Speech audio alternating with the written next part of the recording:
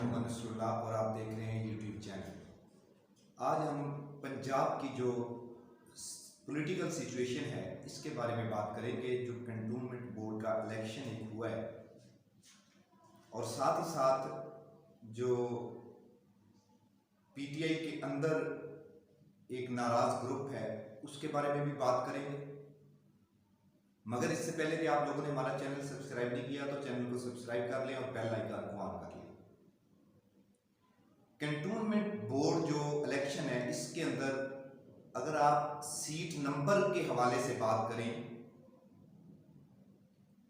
तो इसमें जो हुक्मरान जमात है इसको बरतरी हासिल है, इसमें कोई शक नहीं।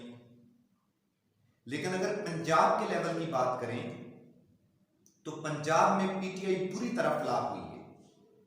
कुछ कंटोनमेंट बोर्ड ऐसे भी हैं जहां पे पीटीआई को सिंगल नशिस्त भी नहीं मिल सकी है या एक सीट मिली है। मसलन आप मुल्तान कैंट बोर्ड की बात कर लें, आप पिंडी कैंट बोर्ड की बात कर लें, आप वाह कैंट बोर्ड की बात कर लें, मतलब इससे पीटीआई को बुरी तरह शिकस्त हुई है। अब जो लोग यूट्यूबर या एंकर्स पीटीआई को सपोर्ट करते हैं वो ये कहते हैं कि ये उस्मान बुज़दार की नाकामी है। ये एक्चुअली उस्मान बुज़दार की नाकामी नहीं है, ये मोहतरम इमरान खान साहब की नाकामी है। उस्मान बुज़दार को आपने या मैंने या कौम के किसी फर्द ने सीएम पंजाब नहीं लगाया।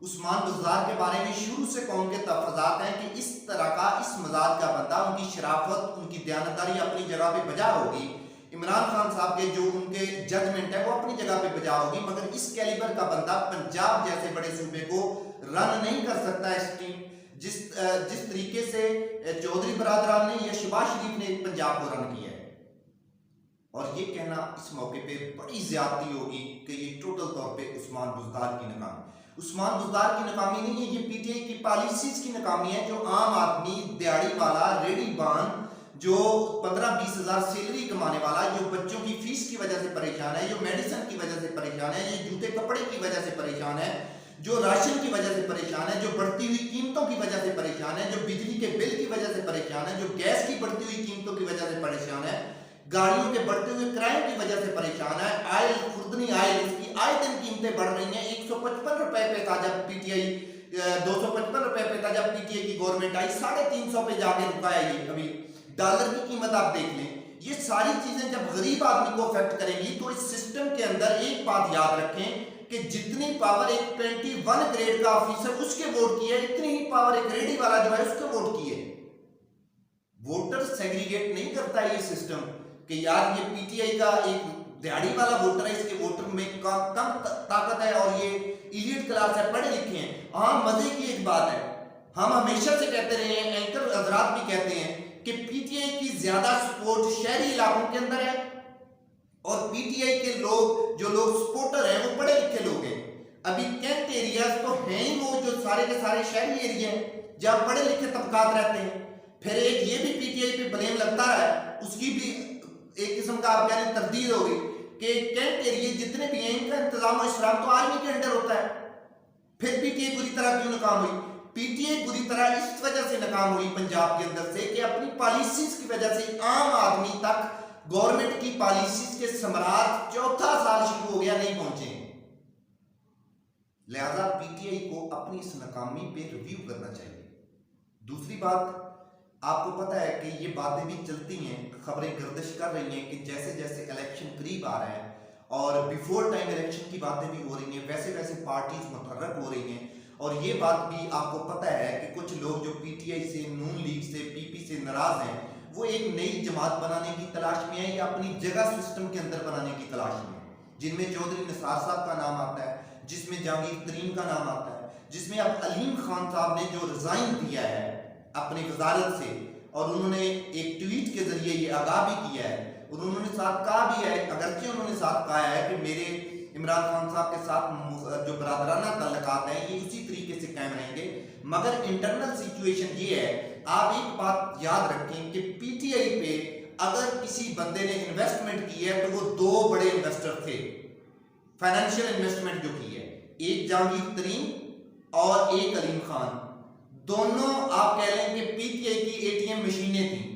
इस मौका पर दोनों नाराज हो गए इस बात को ना लें कि वो उनका नाराज होना बनता है या नहीं बनता। वो पीटीआई से नाराज है। आपको पता है कि मुनस इलाही ने भी बिलावल भुट्टो जरदारी है उसके अंदर लाहौर में मुलाकात की है।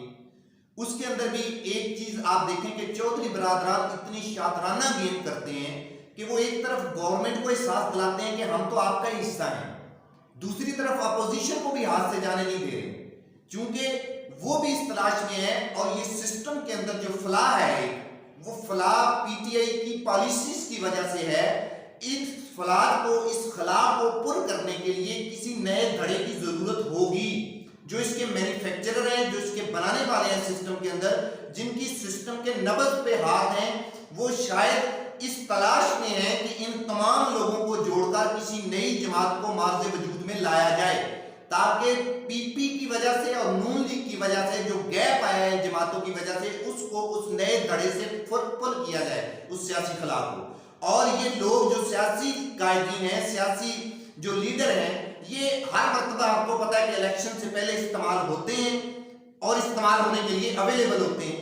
और इस पॉइंट पे भी, इस स्टेज पे भी ये तमाम जो जिन लोगों के मैंने नाम लिए हैं, जहांगीर तरीन है या चौधरी निसार साहब हैं एक्टिव हुए दोबारा, अलीम खान साहब हैं या पीपी के नाराज अरकान हैं, राजा रियाज साहब हैं, जहांगीर तरीन का पूरा ग्रुप है, ये सारे के सारे इस मौका पर इस तलाश में है कि कोई नया प्रेशर ग्रुप, अगर नई जमात नहीं बनाई जाए तो नया प्रेशर ग्रुप जरूर बनाया जाए, ताकि अपना हिस्सा बकदरे जुस्सा उससे वसूल किया जाए। पीटीआई को इन मसाइल का भी सामना है इंटरनली, इससे सरफे नजर नहीं करना चाहिए। पीटीआई को अपनी ये इंटरनल पॉलिसीज हैं जो, इन पे भी नजर रखनी चाहिए। और जो कंटोनमेंट बोर्ड के इलेक्शन हुए हैं, मैं ये आपको पहले भी प्रेडिक्शन दी थी, अब भी कौम ये नोट कर ले कि इन इलेक्शन के रिजल्ट के बाद गवर्नमेंट इस चीज की मुतहम्मल नहीं हो सकती है कि बल्दियाती इलेक्शन कराए। ये भी आपको पता है कि गवर्नमेंट ने जो बल्दियाती इलेक्शन पहले गैर जमाती बुनियादों पर अनाउंस किए थे, फिर जब गवर्नमेंट को पता चला कि गवर्नमेंट का तो दिवालिया निकल जाएगा इसमें, उन्होंने फिर जमाती बुनियादों पे किए। अब जो कंटोनमेंट बोर्ड के इलेक्शन से इंडिकेटर्स आए हैं, इससे गवर्नमेंट कभी भी इस काम की मुकम्मल नहीं होगी कि बल्दियाती इलेक्शन करवाए जाएं। अगर हाँ फिर भी गवर्नमेंट बल्दियाती इलेक्शन करवाती है तो ये गवर्नमेंट अपने पांव पे खुद कुल्हाड़ी मारेगी, क्योंकि पीटीआई के अंदर एक स्ट्रेंथ मौजूद है जो गवर्नमेंट की पॉलिसीज की वजह से, कि उनको उनका प्रॉपर हिस्सा नहीं मिला, प्रॉपर रिस्पेक्ट नहीं मिली, प्रॉपर वजारतें नहीं मिली, प्रॉपर फंड नहीं मिले, प्रॉपर प्रोटोकॉल नहीं मिला, जितनी उन्होंने कुर्बानियां दी थी उस मकदार उस हिसाब से उनकी रिस्पेक्ट नहीं है। और ये जो अभी भी कंटोनमेंट बोर्ड के इलेक्शन के बाद जो एक रिपोर्ट पीटीआई ने इनिशियली दी है, उसके अंदर यही कहा है कि सियासी कायदीन और पार्टी के ओहदेदारान जो हैं, इनके और इलेक्टेबल जो है, इनके दरमियान एक गैप है। और उस रिपोर्ट के अंदर बड़ी मज़ेदार खेज ये बात की है कि पीटीआई ने ये कहा है कि हमारी जो देहाती एरिया है उसके अंदर सपोर्ट बढ़ रही है, हालांकि पीटीआई से सबसे ज्यादा तंग देहातों के अंदर गरीब लोग हैं। हाँ, एक बात जरूर है कि देहातों के अंदर जो किसान हैं उनको गवर्नमेंट ने रिलीफ दिया, वो कुछ हद तक गवर्नमेंट से खुश भी हैं। ये थी पीटीआई की और पंजाब की इंटरनल सिचुएशन। अब तक के लिए इतना ही।